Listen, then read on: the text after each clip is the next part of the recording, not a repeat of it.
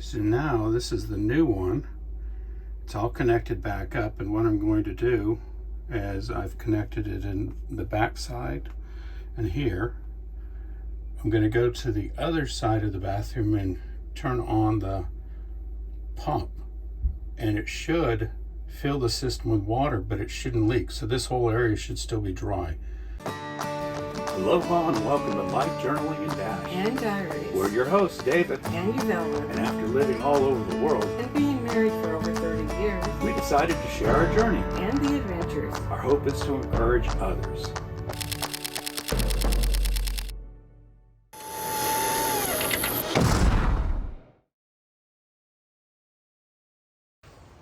Welcome to Neskowin Creek RV Resort, close to Lincoln City in Oregon. And this is week 3 of our stay here.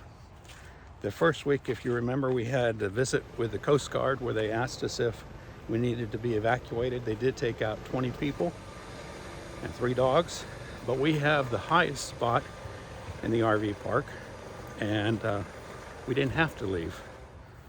People were coming to us to get to higher ground, so we felt safe, and we were able to offer comfort to other people that weren't so lucky with the flooded campground and stuff like that. This week was adventurous. I was able to replace the shower. We had a leaky shower nozzle. It's all connected back up, and what I'm going to do is I've connected it in the back side and here. I'm going to go to the other side of the bathroom and turn on the pump, and it should fill the system with water, but it shouldn't leak, so this whole area should still be dry. So let's turn on that light and see what we can do to test it. With an RV, sometimes you have to take care of things on your own, and so what I did was I called the company and said, can you send us a replacement shower faucet? They did, and we were able to install it. It took a little bit of work, and it was really my first home improvement project. So now, this is the new one installed, and it works without leaking.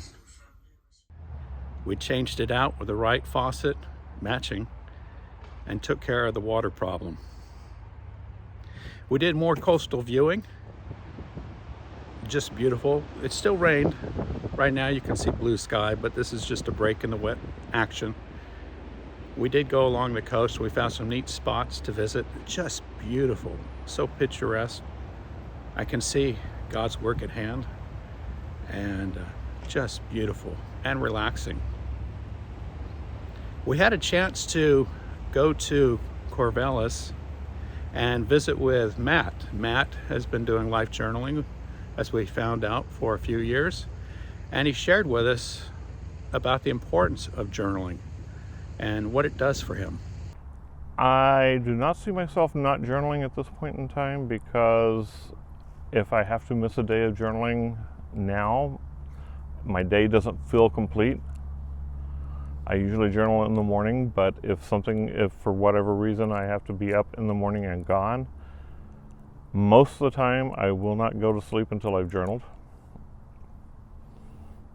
because something's missing. I asked Matt if it was always easy for him to journal, or if it's something he had to work on, and here's what he had to say. It was originally a struggle for me to start journaling.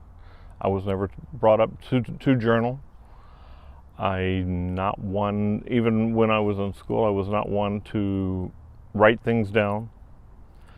But as I've been doing it, and I will read a passage and I'll have a thought on that passage, and then all of a sudden I've got 3 paragraphs on that passage that I didn't even think about. It's like God put into me what to write. I have had one person that really sticks out in my mind, and it really scared me. She uses my journaling as a devotional topic at her work, where before they start their day, they sit down, and she's apparently a Christian business so she sits with all her employees before they start their day. Well, in Lincoln City, we took part of the heritage tour there and found out how the town got its namesake. Well, it's from Lincoln, Abe Lincoln. But you have to understand that Abraham Lincoln back in 1849 was offered the governorship of the Oregon Territory, and he chose to decline what he called the Untamed West.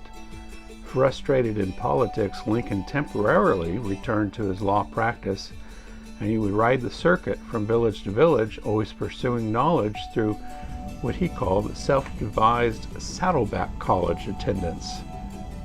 So when the towns, there were 5 North Lincoln County towns that consolidated back in 1965, the town of Wacoma and also Ocean Lake had already formed a town.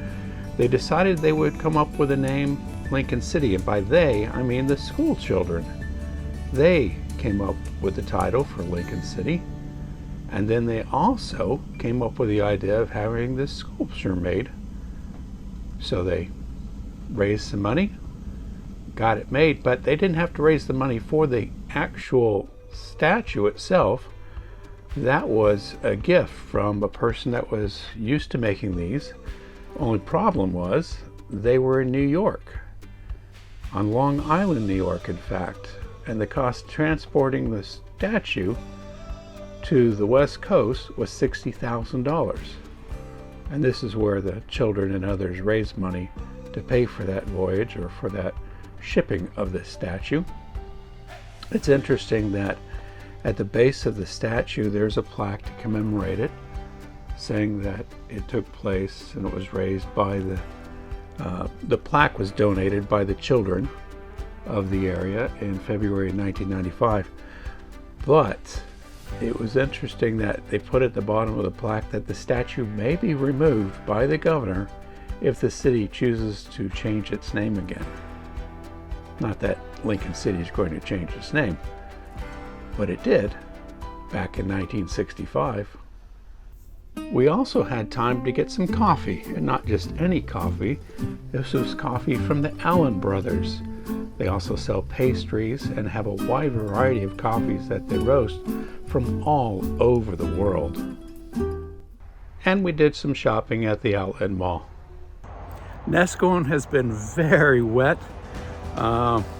We haven't traveled to this part of the world in the fall, and so that was an experience for us. We've spent the last 32 years overseas and lived in different parts of the world: Norway, Iceland, Okinawa, Tokyo. So this was kind of a unique experience for us to see football games at a normal time as they watched in the mainland. And it was an experience to see some of those old Christmas movies and things like that. So we did enjoy some of that time as well, and to see local news, which is something we haven't seen in a long time. But we were blessed also, after visiting with Matt, with seeing a beautiful sunset. Just gorgeous.